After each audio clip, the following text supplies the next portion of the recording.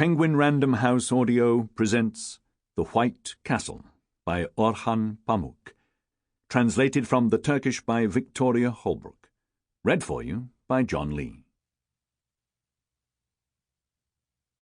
For Nilgun Darwinoğlu, A Loving Sister, 1961 to 1980.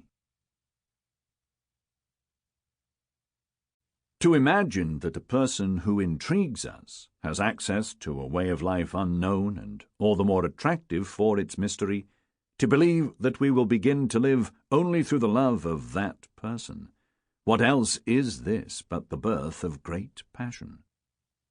Marcel Proust, from the mistranslation of Y.K. Karaosmanoğlu. Preface. I found this manuscript in 1982, in that forgotten archive attached to the governor's office in Gebze that I used to rummage through for a week each summer, at the bottom of a dusty chest, stuffed to overflowing with imperial decrees, title deeds, court registers, and tax rolls. The dreamlike blue of its delicate marbled binding, its bright calligraphy, shining among the faded government documents, immediately caught my eye. I guessed from the difference in handwriting that someone other than the original calligrapher had, later on, as if to arouse my interest further, penned a title on the first page of the book: The Quilter's Stepson. There was no other heading. The margins and blank pages were filled with pictures of people with tiny heads, dressed in costumes studded with buttons, all drawn in a childish hand. I read the book at once, with immense pleasure. Delighted, but too lazy to transcribe the manuscript, I stole it from the dump that even the young governor dared not call an archive, taking advantage of the trust of a custodian, who was so deferential as to leave me unsupervised, and slipped it, in the twinkling of an eye, into my case. At first I didn't quite know what I would do with the book, other than to read it over and over again. My distrust of history then was still strong, and I wanted to concentrate on the story for its own sake, rather than on the manuscript's scientific, cultural, anthropological, or historical value. I was drawn to the author himself. Since my friends and I had been forced to withdraw from the university, I had taken up my grandfather's profession of encyclopedist. It was then that it occurred to me to include an entry on the author in the history section, my responsibility, of an encyclopedia of famous men. To this task I devoted what spare time remained to me after the encyclopedia and my drinking. When I consulted the basic sources for the period, I saw right away that some events described in the story bore little resemblance to fact. For example, I confirmed that at one point during the 5 years Koprulu served as Grand Vizier, a great fire had ravaged Istanbul, but there was no evidence at all of an outbreak of disease worth recording, let alone of a widespread plague like the one in the book. Some of the names of viziers of the period had been misspelled. Some were confused with one another. Some had even been changed. The names of imperial astrologers did not match those in the palace records, but since I thought this discrepancy had a special place in the story, I didn't dwell upon it. On the other hand, our knowledge of history generally verified the events in the book. Sometimes I saw this realism even in small details. For example, the historian Naima described in similar fashion the imperial astrologer Hussein Effendi's execution and Mehmet IV's rabbit hunt at Mirahor Palace. It occurred to me that the author, who clearly enjoyed reading and fantasizing, may have been familiar with such sources and a great many other books, such as the memoirs of European travellers or emancipated slaves, and gleaned material for his story from them. He may have merely read the travel journals of Evliya Çelebi, whom he said he knew.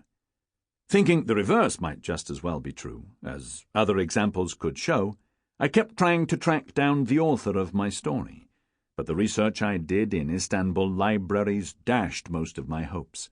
I wasn't able to find a single one of all those treatises and books presented to Mehmet IV between 1652 and 1680. neither in the library of Topkapi Palace nor in other public and private libraries where I thought they might have strayed. I came across only one clue. There were other works in these libraries by the left-handed calligrapher mentioned in the story. I chased after them for a while, but only disappointing replies came back from the Italian universities I'd besieged with a torrent of letters. My wanderings among the tombstones of Gebze, Cennet-Hisar, and Üsküdar graveyards in search of the name of the author, revealed in the book itself, though not on the title page, were also unsuccessful, and by then I'd had enough. I gave up following possible leads and wrote the encyclopedia article solely on the basis of the story itself. As I feared, they didn't print this article, not, however, for lack of scientific evidence, but because its subject was not deemed to be famous enough. My fascination with the story increased even more, perhaps for this reason. I even thought of resigning in protest, but I loved my work and my friends. For a time I told my story to everyone I met, as passionately as though I had written it myself, rather than discovered it. To make it seem more interesting, I talked about its symbolic value, its fundamental relevance to our contemporary realities, how through this tale I had come to understand our own time, etc.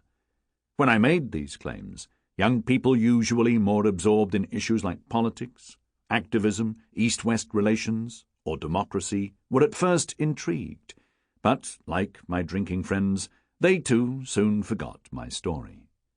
A professor friend, returning the manuscript he'd thumbed through at my insistence, said that in the old wooden houses on the back streets of Istanbul there were tens of thousands of manuscripts filled with stories of this kind. If the simple people living in those houses hadn't mistaken them, with their old Ottoman script, for Arabic Qurans and kept them in a place of honor, high up on top of their cupboards, they were probably ripping them up page by page to light their stoves. So I decided, encouraged by a certain girl in glasses from whose hand a cigarette was never absent, to publish the story, which I returned to read over and over again. My readers will see that I nourished no pretensions to style while revising the book into contemporary Turkish.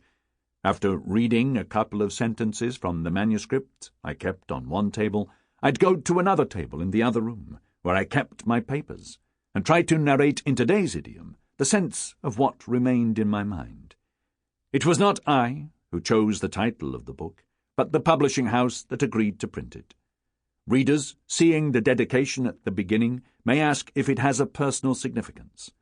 I suppose that to see everything as connected with everything else is the addiction of our time. It is because I, too, have succumbed to this disease that I publish this tale. Faruk Darwinoğlu. Chapter 1. We were sailing from Venice to Naples when the Turkish fleet appeared. We numbered 3 ships, all told, but the file of their galleys emerging from the fog seemed to have no end. We lost our nerve. Fear and confusion instantly broke out on our ship, and our oarsmen, most of them Turks and Moors, were screaming with joy. Our vessel turned its bow landward, westward, like the other two, but unlike them we could not gather speed. Our captain, fearing punishment should he be captured, could not bring himself to give the command to whip the captives at the oars. In later years I often thought that this moment of cowardice changed my whole life. But now it seems to me that my life would have been changed if our captain had not suddenly been overcome by fear. Many men believe that no life is determined in advance, that all stories are essentially a chain of coincidences. And yet, even those who believe this come to the conclusion, when they look back, that events they once took for chance were really inevitable. I have reached that moment now, as I sit at an old table writing my book, visualizing the colors of the Turkish ships appearing like phantoms in the fog. This seems the best of times to tell a tale. Our captain took heart when he saw the other 2 ships slip away from the Turkish vessels and disappear into the fog, and at last he dared to beat the oarsmen. But we were too late. Even whips could not make the slaves obey once they had been aroused. Sample complete. Ready to continue?